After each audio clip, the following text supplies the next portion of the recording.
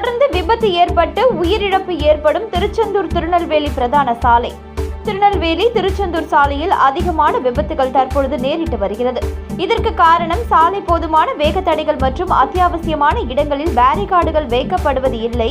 அத்தியாவசியமான இடங்களை தவிர்த்து போலீஸ் செக் போஸ்டுகளில் மட்டுமே பேரிகார்டுகள் அமைக்கப்பட்டுள்ளன. உதாரணமாக பாளையங்கோட்டை அருகே விஎம் சத்திரம் ஐடி பகுதியில் போலீஸ் செக் போஸ்ட் அருகில் பேரிகார்டுகள், அதையடுத்து கிருஷ்ணாபுரம் போலீஸ் செக் போஸ்ட் அருகில் ஒரு பேரிகார்டுகள், அதையடுத்து செய்தங்கநல்லூர் அருகே போலீஸ் செக் போஸ்ட் அருகில் பேரிகார்டுகள் என்று அமைக்கப்பட்டுள்ளதை தவிர வேகத்தை குறைக்கின்ற வகையில் சாலைகளில் வேறு எந்த நடவடிக்கையும் திருச்செந்தூர் தேசிய நெடுஞ்சாலையில் ஏற்படுத்தப்படவில்லை. தற்பொழுது தை மாதம் என்பதால் ஏராளமான பக்தர்கள் திருச்செந்தூர் கோவிலுக்கு பாத யாத்திரையாக மட்டுமல்லாமல் அதிகமான வேன், கார்களில் திருச்செந்தூருக்கு தரிசனத்திற்கு செல்லும் நிலை உருவாகியுள்ளது. ஆகவே இந்த சாலை மிகவும் போக்குவரத்து நெருக்கடியான சாலையாக தற்பொழுது மாறியுள்ளது.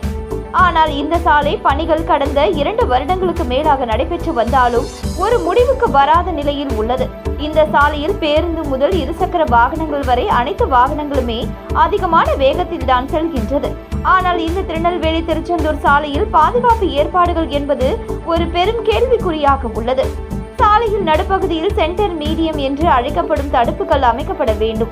செக் போஸ்டுகளில் மட்டும் பேரிகார்டுகள் வைப்பதால் விபத்துகள் குறைவது, கட்டுப்படுத்துவது என்பது சாத்தியமற்றது. ஆகவே திருச்செந்தூர் திருநெல்வேலி சாலையில் ஸ்ரீனிவாசன் நகர் முதல் திருச்செந்தூர் வரை ஆங்காங்கே சென்ற மீடியன் தடுப்பு என்ற தடுப்புகள் அமைக்கப்படாத வரையில் விபத்துகள் குறைவது என்பது கேள்விக்குறிதான். அதுபோன்று இந்த சாலையில் விஎம் சத்திரம் முதல் ஆழ்வார் திருநகரி வரை பகல் இரவு என்று எப்பொழுதும் மாடுகளின் ஆக்கிரமிப்புகள் சாலையின் நடுவே இருந்து கொண்டே வருகிறது. இதனால் அதிவேகமாக செல்லும் வாகனங்கள் இரவு நேரங்களில் மாடுகளின் மீது மோதி அதிகமான விபத்துகளும் உயிரிழப்புகளும் கூட நடந்துள்ளது.